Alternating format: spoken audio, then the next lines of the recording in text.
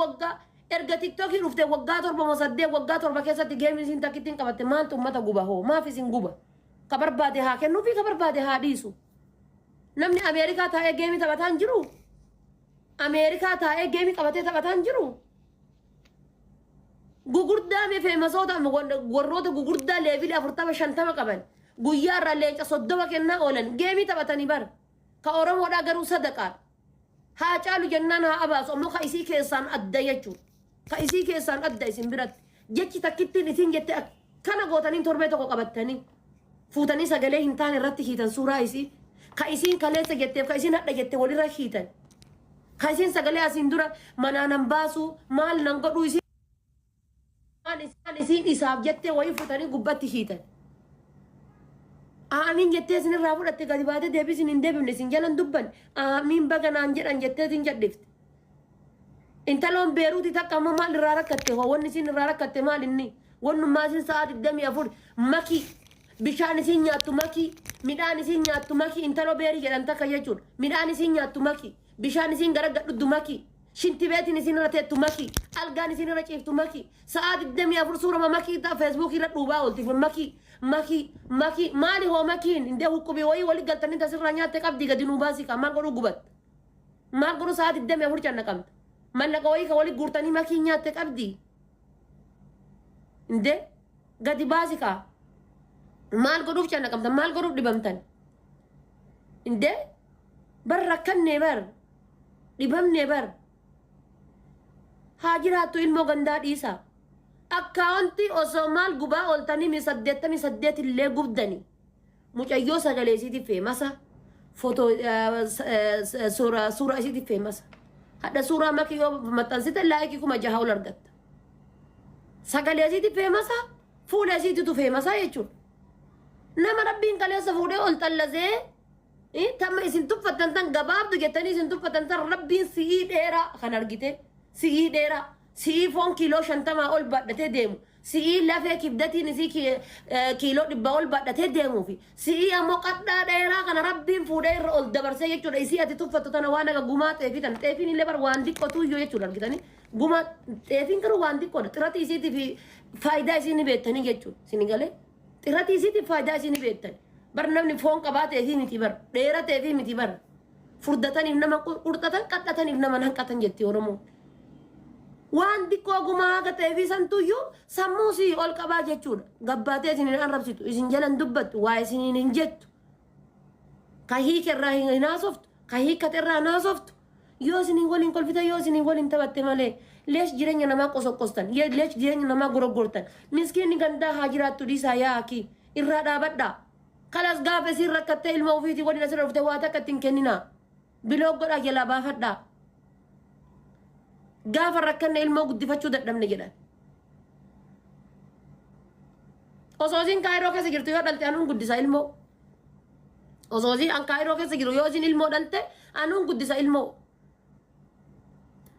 rakkoo takka hin qabu marqaaf dinnichaa ganama galgala na feeru biran dartu ilmoo anuun guddisaa biya wallahi billahi ilmoo anuun guddisaa bi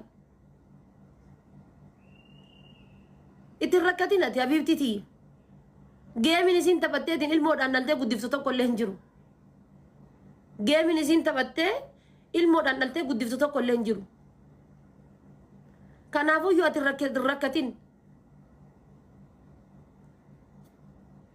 dadhabdeetiin jettu yoo asii gara biyyaa gad argiteetiin jette habiibii kiyya dachii baalee irraa baate ilmi jechuudha argite ilmi ilma baaleeti dhalatus jechuudha intala baalee yookaan ammoo ilma baaleeti si galee baalee waamama ilma baaleetii waamamaa jechuudha diqqaa guddaan baalee dhiiras ta'ee dhalas ta'ee quufatu biyyaa baasa malee beelli biyyaa baasu hin jiru nama baalee quufatu biyyaa baasa quufa oovarii ta'etu iyyuu dhiiraa dhalaa baalee biyyaa baasa malee beelli dhiiraa dhalaa baalee biyyaa baasu hin jiru dachii baalee keessa gaddeemmi iyyaafadhu barbareen achirraan baane hin jiru shonkoorri achirraan baane hin jiru bunni achirraan baane hin jiru dachiin baalee waan ol hin biqilchine hin qabdu jechuudha waan ol hin biqilchine hin qabdu dachiin baalee waan isin ol hin biqilchine qamadiin isaaniitu maqaa qaba garbuun isaaniitu maqaa qaba jechuudha quufatu biyyaa baasa ka karaa asiin karaa bishaaniitti bahaaratti dhumatus ka biyya arabaa keessatti rakkatus quufarraa biyyaa bayan malee beelarraa biyyaan bayan ka isaaniitu ka biraa guddisaa jechuudha canaan isaaniitu carree biraa miicaa jechuudha. Carreen isaaniitu canaa biraa miicaa jechuudha. Si galee dadhabanillee yooma asitti guddisuu dadhabanillee fuudhanii gara biyyaatti ergatanillee akka barbaadanitti guddifatan akka barbaadanitti jechuudha. Beelli dhiiraa dhalaa biyya baalee biyyaa baasu hin jiru. Si galee beelaaf rakkatanii dheebotaniitiin sadaqaa tiktokii irraatiin guddifatanii hin jiru. Si galee eega harkaa qabaatan jechaaf itti fayyadaman malee. Bar namni bar feemasa biraa bar VIP algaa irraa kanfalanii ka amaaraa kana bar algaa irraa kanfalanii waa hunda irraa danda'anii ka tikkeetti xiyyaara irraa danda'anii biyya biraarra deemee viidiyoo hojjetee viidiyoo daqiiqa takkaa irratti bar sheeriif laayikiidhaan namni jala dhaabatee viidiyoo daqiiqa takkaa irratti Itoophiyaa miliyoona takka shaqqallatee deebi'a bar bashannanee jechuudha algaan VIP irraa qabame keenna kun diqqoo ol guddate taanaan mataa keessa gadi diqqoo ol guddannaan sadaqa diqqoo ol wanannaa sadaqa bakka maali sila balaana gana taate maali qiyaamaana gana taate maali inni gana xiyyaara irra bararuudha ta'etti gana xiyyaara irra bararuudha ta'etti jechuudha gana kaayiroo naa baddu kaayirootu mataa gadi qabe gideen biyya kanatuyyuu biyya garanaaf garanaan sochoone taate malee ganaadhaas hin jedha bar ganaa xiyyaara irra bararuudha ta'etti ganaa jiraachuudha ta'etti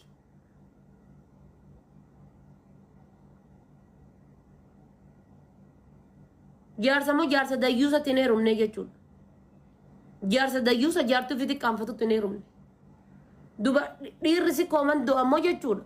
Dhiirri si koomandoo dubartii itti gammaddee fi dubartii irraa gammaddee faarsiti malee akka fooyyeen dhiirri teenna dubartiin faarsitu. Akka fooyyee osoo ati maal gootee fi sangaa feete qabattee mana feete qabattee qabeenya feete qabattee hidhatte dhiirri si koomandoo dubartii irraa gammaddee qofa faarsiti. Dubartii irraa gammaddee fi dubartii garaa isii geette qofa faarsiti. Homa barbaadde osoo ati gootee fi viillaa feete osoo ati qabattee hidhatte dubartii irraa gammaddee fi dubartii irraa haayaan isii itti tole qofa faarsiti. Homa barbaadde osoo ati gootee fi jechuudha. Dubartii haayaan isii irraa tole qofa. Dubartii kabajaan isii irraa tole qofa faarsiti. Malee marqa guyyaa takkaatiin ni miti dhiirri si komandoo ka dubartii faarsitu.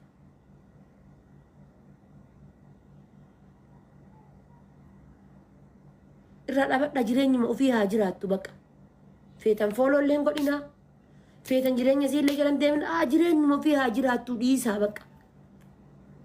Maali sila ol guddachuu dhoggitanii bara. Ol wanna jennaan akkaawuntii dhabirratti.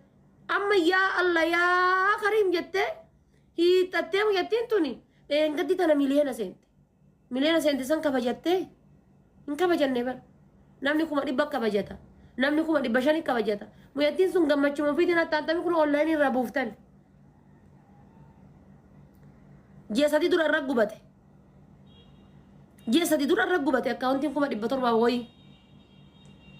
700 wayii. Ammallee ji'a 3 dura akkaawuntii miliyoona gaheetu irra gubate. Waggaa tokko keessatti bara akkaawuntii 10 irraa gubate.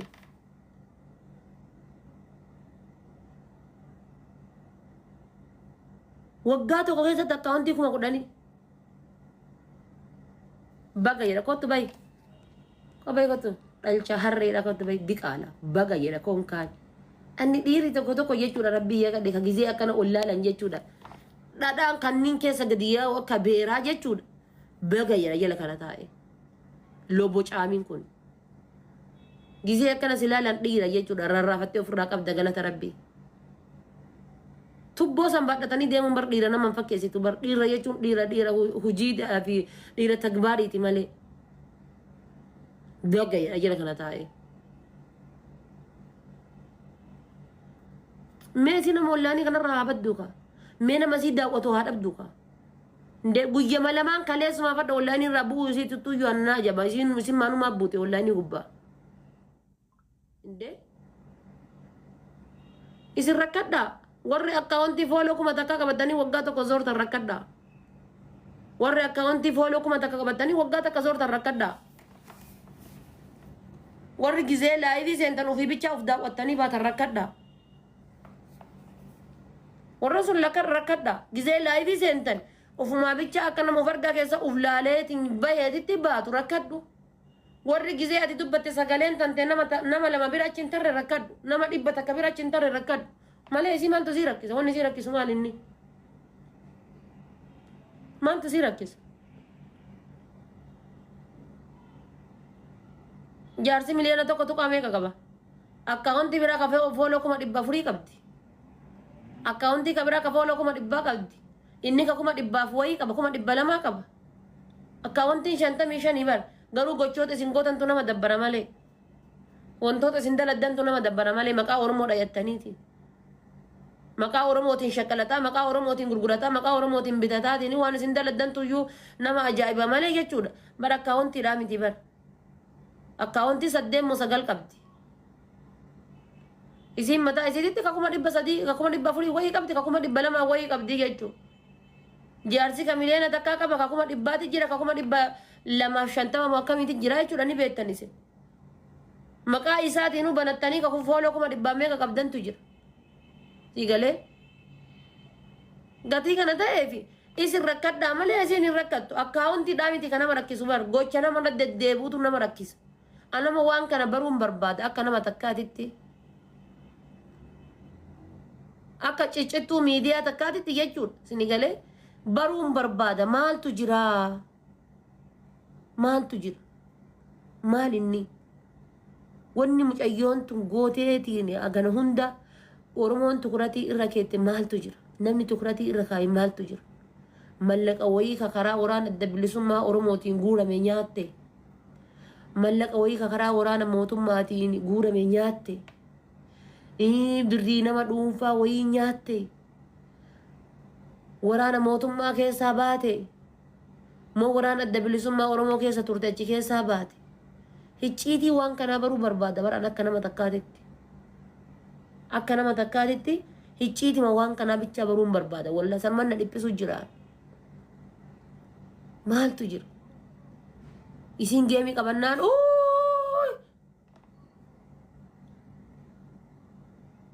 isin geemii qabattanii jennaan jedhanii dheengadda balaan dhaabateetiin maaltu jira mara waan jiru kana meenaaf himaame maaltu jira baruun barbaada dhiifama wajji itti dhiisa akka akkaawuntii isiidha dantaadha itti dhiisa hillimaa jedhu maaltu jiran jedhaa bar mee warroonni jireenyi isii gaafii isinitti taate maaltu jira himaame gara warra dhalattitti illee gaggara gallaan warra guyyaat keessaa riippoortii jechuudha riippoortii ji'a tokko ol dura irra godhan laal ji'a tokko ol dura jechuudha riippoortii ganama galgala irra deebanii irra godhan hin bar guruppii hidhamee jechuudha riippoortii saniin irra gubate bar malee kuwaasii isiin kaleessa televezyiinii irra qabdee agarsiiftee miti maali kuwaasi marra qabaniitiin akka barbaadanii viidiyoo waraabanii gallakkisaan jiran ijoolleen kennu. Addunyaa rabbiin isaan maal argaan jirtanii bar kuwaasii bar irruma qabanii televezyiinii irra qabanii yoo ta'eyyuu warning akkaawuntii itti kenna maali walli. Yoo ta'eyyuu warning akkaawuntii itti kenna malee irratti hin gubatu yoo ta'eyyuu warning akkaawuntii itti kenna si galee. maali wanni ati godhaa jirtu kun waan seeraan alaati jedhee warning akkaawuntii itti kenna malee irratti hin gubu. Osoo dura warning akkaawuntii qabaate fakkeenyaaf amma warningiin kun lamatu jira jechuudha TikTok kana keessatti. Tokko live warning jira kan akkanaan direct warning sitti fitu. Live warning tu jira jechuudha. Liivii kana osoo akkanatti taa'u warning kasi kennu jira. Sunama maan si godhe irra deddeebee osoo si kenne TikTokiin kan keen gubatu. Gina moo akka lamuu deebitee livein seenne si dhogga malee. Warning asirratti deddeebinaani lamuu akka ati live kana hin seenne si godha. Garuu akkaawuntii warning ammoo profaayilii jalatti waan diimaa agarsiisu suni akkaawuntiin kan kee hiree gabaabduu qabaachuu sitti agarsiisa. Akkaawuntii warning profaayilii kan kee gaditti mataa viidiyoo kan keetiiti olitti maqaa kan kee gaditti kasi agarsiisu TikTokiin kan kee hiree gabaabduu qaba. Wanni ati poosti gootuu fi wanni ati hojjetaartu sirrii ta'uu dhabu. Kaampaanii TikTok biratti sitti agarsiisa. Muyyattiin tun kana hin qabdu. Warningii hin qabdu. Laayivii adabeen beeku. Waa takka godhee hin beeku. Guyyi bar waan oovarii tareetu guyyaa takkatti onlaayinii gubbaa buusee bar. Waan oovarii tareetu guyyaa takkatti onlaayinii gubbaa buusee. Rabbiin addunyaa akiraa isaan haa gubu ara.